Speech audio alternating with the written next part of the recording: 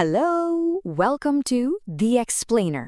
আচ্ছা, আজ আমরা রাস্কিন বন্ডের একটা অসম্ভব সুন্দর ছোট গল্প নিয়ে কথা বলবো, the night train at duly. এটা জানাতে এমন একটা গল্প যা আমাদের ভাবায় যে কি করে ছোট্ট একটা মুহূর্ত, খুব ছোট, আমাদের মনে সারা জীবনের জন্য একটা ছাপ ফেলে দিয়ে যেতে পারে। এই প্রশ্নটা দিয়েই শুরু করি। একবার ভাবুন তো, একটা ট্রেনের ১০ মিনিটের হল্ট কি এমন হতে পারে ১০ মিনিটে যা আপনার সারা জীবনের স্মৃতি হয়ে থেকে যাবে?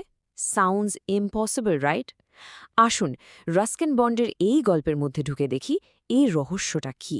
তো গল্পের শুরুতে আমাদের আলাপ হচ্ছে এক ১৮ বছরের তরুণের সাথে। কলেজের গরমের ছুটিতে সে চলেছে দেরাদুনে তার দিদিমার বাড়ি। আর তার এই ট্রেন যাত্রাপথেই পড়ত দেউলি নামের একটা ছোট্ট স্টেশন। এতটাই ছোট আর বিচ্ছিন্ন যে সত্যি বলতে কেউ সেখানে নামার বা ওঠার কথা ভাবতই না। আর দেউলি স্টেশনে কি ছিল? সত্যি বলতে কিছুই না। একটা চায়ের দোকান, একজন ফলওয়ালা আর কয়েকটা আওয়ারা কুকুর, ব্যাস। এর বেশি কিচ্ছু না। জঙ্গলের ধারে প্রায় ভুলেই যাওয়া একটা স্টেশন ছিল ওটা। ট্রেনটা এখানে দাঁড়াতো ঠিক ১০ মিনিটের জন্য, মাত্র ১০ মিনিট।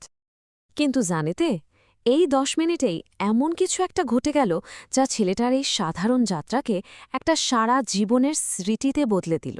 তো এরকমই এক শীতের সকালে ওই একদম একা প্ল্যাটফর্মে আমাদের কথকের সাথে দেখা হয়ে গেল এক ঝুড়ি বিক্রি করা মেয়ের। সম্পূর্ণ অপ্রত্যাশিত একটা দেখা। মেয়েটার পায়ে চটি নেই, পরনে পুরনো পোশাক, কিন্তু তার হাঁটা চলার মধ্যে একটা অদ্ভুত গ্রেস ছিল। আর ছেলেটার চোখে মেয়েটার চেহারাটা একেবারে গেঁথে গেল। ফ্যাকাশে ত্বক, চকচকে কালো চুল, আর তার চোখ, গভীর বিষণ্ণ চোখ, ওই ট্রাভেলড আইজ, যেন কত না বলা কথা জমে আছে ওই চোখে।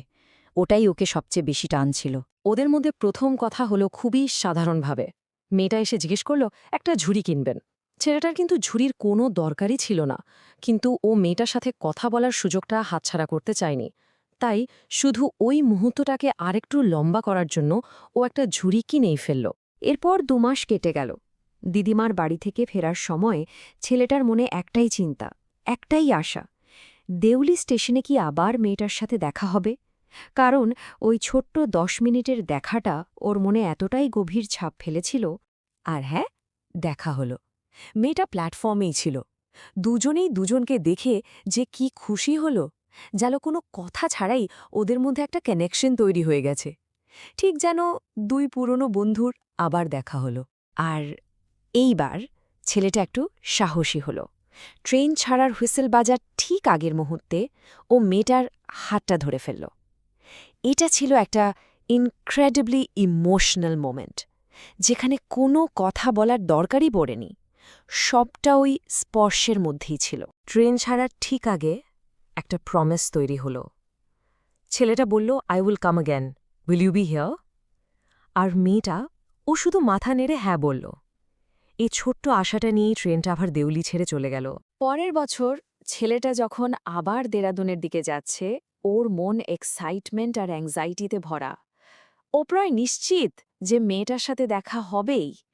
কিন্তু sometimes life has other plans, তাই না?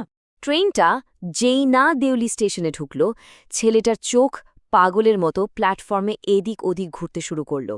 ও মরিয়া হয়ে খুঁজছিল সেই চেনা মুখটা, কিন্তু প্ল্যাটফর্মটা আগের মতোই খালি, একা। কিন্তু না, মেয়েটাকেও কোথাও দেখতে পেল না। সে ঝুড়িওয়ালি মেয়ে যার জন্য এত অপেক্ষা করেছিল, সে সেখানে ছিল না। এক মুহূর্তে যেন ওর সব আশা শেষ হয়ে গেল। মেয়েটাকে না দেখতে পেয়ে ছেলেটা আর স্থির থাকতে পারল না। ও ট্রেন থেকে নেমেই পড়ল আর পাগলের মতো তাকে খুঁজতে শুরু করল। কি হলো মেয়েটার? কোথায় গেল সে? এই প্রশ্নগুলো ওকে তাড়া করে বেড়াচ্ছিল। ও ডেসপারেটলি একটা উত্তর খুঁজছিল। প্রথমে গেল স্টেশন মাস্টারের কাছে, তারপর চায়ের দোকানের মালিককে জিজ্ঞাসা করল। কিন্তু জানেন, প্রত্যেকটা পদক্ষেপে রহস্যটা কমার বদলে যেন আরও ঘন হয়ে উঠছিল। ওর সব চেষ্টা, সব বেকার গেল। স্টেশনের নতুন স্টেশন মাস্টার এসেছেন। তিনি মেয়েটা সম্বন্ধে কিছুই জানেন না। আর চায়ের দোকানের মালিক শুধু বললেন, ও তো আসা বন্ধ করে দিয়েছে। কেন?